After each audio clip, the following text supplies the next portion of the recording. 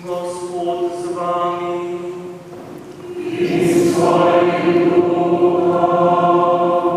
Iz svetega evangelija po Luku.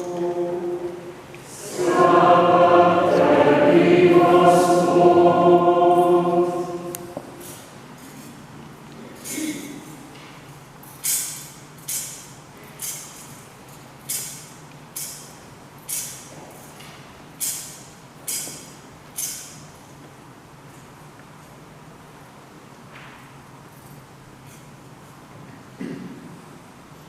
Tiste dni je Marija vstala in se v naglici odpravila v gore, v mesto na Judovem.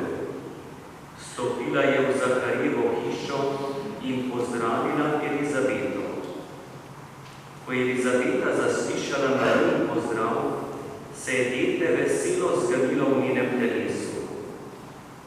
Elizabeta je polna svetega duha, na ves glas vzkliknila in rekla: Blagoslovljena ti med ženami in blagoslovljen sad tvojega telesa.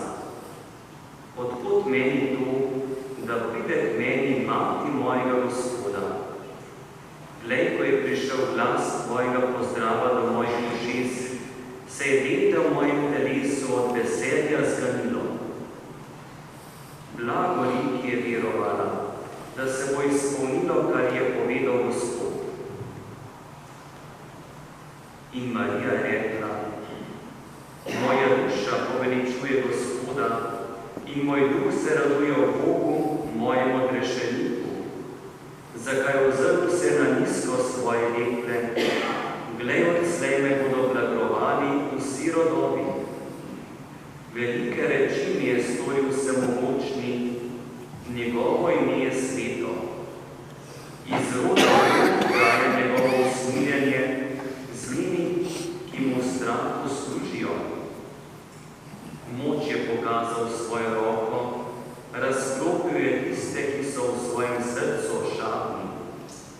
Mogoče je vrgel s prestolov in povišal je nizke. Lačne je napolnil z dobrotami in bogate je odpustil prazne. Zavzel se za svojega služabnika Izraela in se spomnil usmiljenja, kakor je govoril našim očetom, Abrahamu in njegovemu potomstvu na veke. Marija je ostala z mnogim na 3 mesece, potem se je vrnila na svoj dom. To je Kristusov evangelij. Hvala tebi, Kristus.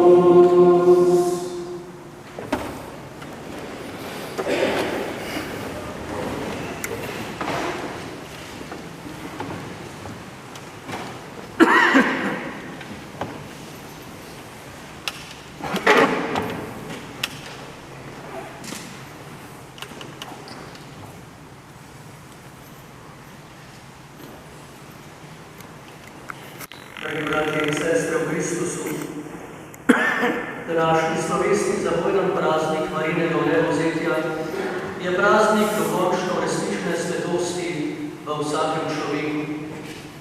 V duhu namreč zremo vanjo, ki je po veri vernega krščanskega ljudstva, ki traja že več kot 2000 let, bila z dušo in telesom vzeta v nebeško slavo.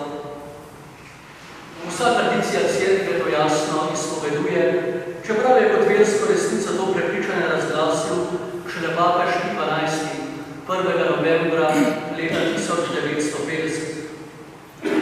Že sveti cerkveni učitelj Ambrož iz 4. stoletja je na primer svojim vernim razlagal, da ni nič nenavadnega, če je naš Gospod Jezus, ki je svojim življenjem in smrtjo odrešil človeštvo, pričel svoje odrešensko delo uresničevati prav pri svoji materi Mariji. Ona je od sina prva prejela polno sodovnjega odrešenja. Cerkev je ves čas svojega obstoja in še danes zrla in ozre v nebovzeto, ter v njej prepoznava uresničenje svojega končnega cilja. Na ta dan z veseljem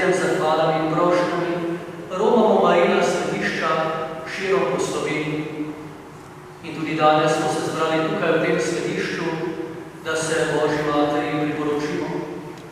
Naj bodo zato naša srca polna zaupanja, ki ga izraža znana starodavna molitev, ki jo tudi večkrat sami molimo. Da še nikdar ni bilo slišati, da bi ti Boga zapustila, ki je k tebi prihitel in tudi tebe pomoči prosi. Ali kako nadaljuje današnji evangelij, velike reči mi je storil on, ki je mogočen in je njegovo ime sveto. S temi besedami je Marija v svoji hvalnici odgovorila na pozdrav svoje tete Elizabete: blagoslovljena ti med ženami in blagoslovljen sad tvojega telesa. Na začetku svojega povsem odprtega odrešenskega sodelovanja z Božjim načrtom je devica Marija čutila, da Bog v njenem življenju dela velike reči. Čeprav še vseh zdaleč ni spoznala, gotovo še ne njenega vnebovzetja. Svojim zgodi se je Bogu dala priložnost za povsem nov in pravi začetek.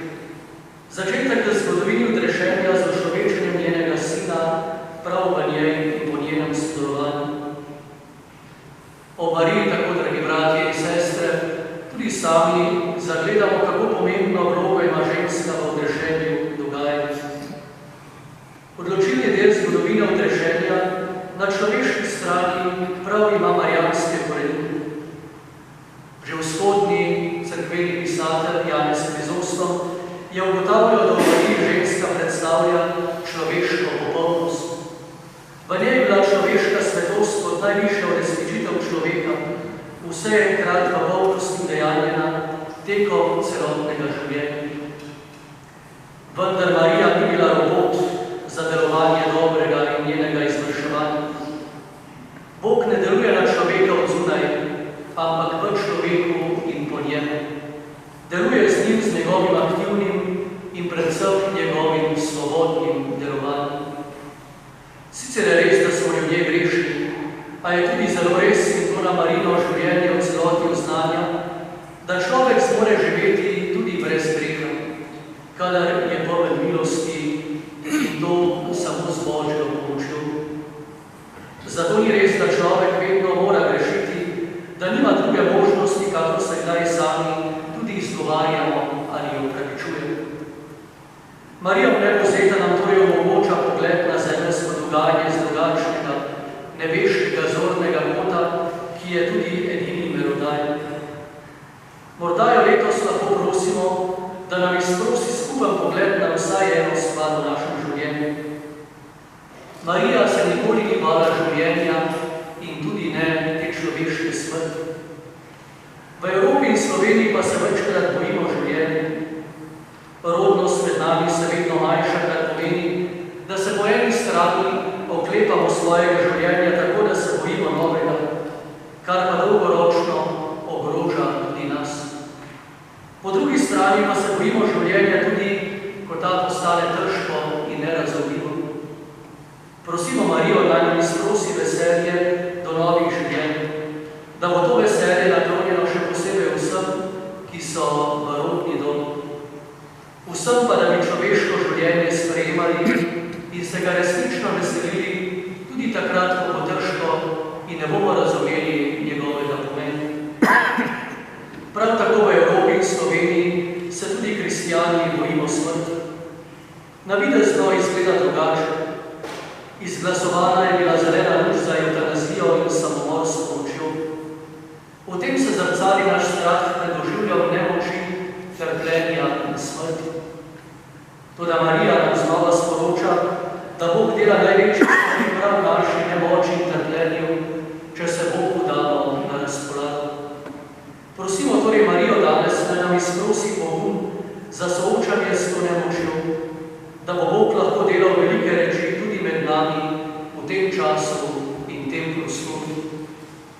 Pogled na Marijo nam sporoča, da rešitev ne more biti v begu pred naravno smrtjo, v povzročeno smrt, ampak predvsem v zaupanju, da nas Bog ne bo nikoli zapustil, ampak nas bo po varni poti peljal tja, kjer je tudi Marija.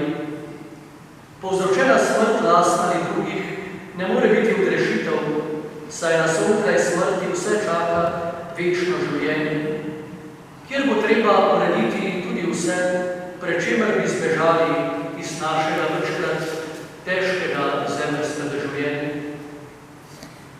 Življenje po kriterijih sveta nas vodi torej to, kar smo lahko na simbolni ravni v nekaj delčih gledali tudi na začetku in koncu letošnjih olimpijskih iger, v posmeh krščanskim vrednotam in celo v satanistične elemente. Življenje po marijanskih kriterijih, dragi bratje in sestre, pa nas vodi prav v nebeso. Na namora, ki je vzornica vere čistosti, ali kako tudi pravijo svetniki mati lepe ljubezni, izprosi dar vere in smisel našega življenja. Kajti kristijani se moramo zavedati, da je vera neprecenljiv Božji dar, da je to temeljna vrednota. Vera je najpomembnejša stvar v mojem krščanskem življenju, zato živeti vero, jo prenašati iz roda v rod, poučevati in nenehno skrbeti za njeno rast. To so najbolj temeljne in pomembne življenjske vrednote, ki jih kristjan vedno znova mora po Božji milosti tudi sam uresničevati. Škof Slomšek je nekje zapisal: če izgubimo imetje, izgubimo veliko. Če izgubimo dobro ime, izgubimo še več. Če pa izgubimo vero v Boga, ki edini resnično usmišlja naše zemeljsko življenje, smo resnično izgubili vse. Zato, Mati Marija, ohrani nam vero, drago svetinjo, svojo mogočno močjo